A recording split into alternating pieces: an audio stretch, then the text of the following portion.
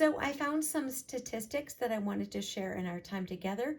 Thank you for joining me. So I wanted to find the divorce rate amongst the national average versus the church. So going back to 2022, according to Barna, the national average was 33%. And then amongst people who attend church, it's 15 to 20%. And then regarding adultery, this comes from the Family Resource Council, that 20% of men and 13% of women admit to committing adultery on their spouse.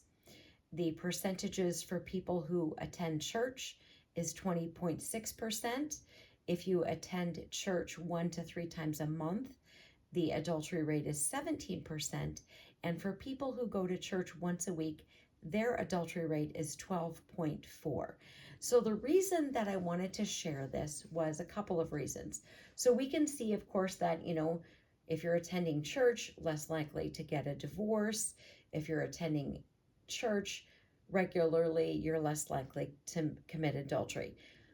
But if we should be separate from the world, then I would expect that these numbers should be a lot less than they are.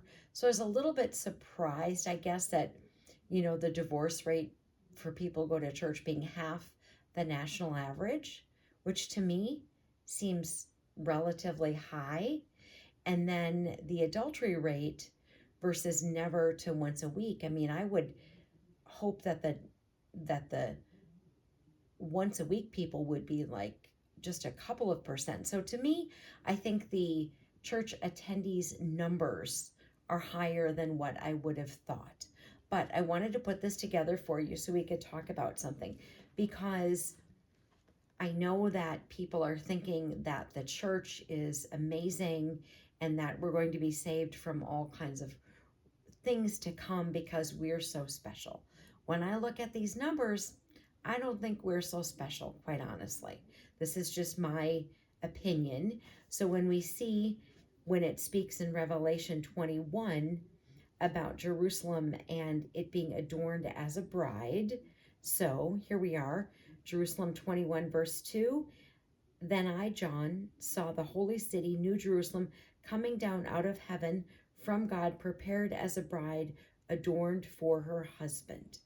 So I know people like to use that passage in Ephesians, which we're going to go to, about having the church look like a spotless perfection, but it isn't. Ephesians 5:27 says this, that he might present her to himself a glorious church, not having spot or wrinkle or any such thing, but that she would be holy and without blemish. And that is the desire, but that is not what we see when we look at statistics, is it? So I know people think that, the church is awesome and the church is going to be saved from all kinds of things to come. And I'm not even talking about some of the other woke things that are going on in the churches. I'm talking about divorce and I'm talking about adultery.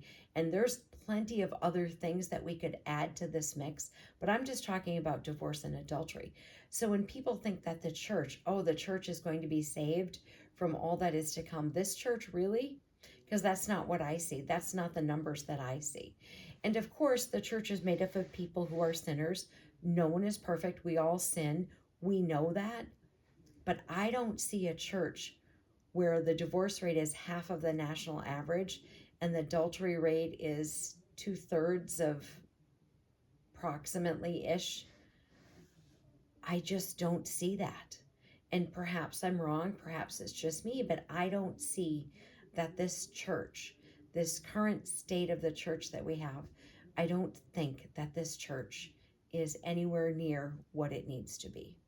So I don't think this church is something that is so amazing that it's going to be saved. Just something I wanted to share with all of you.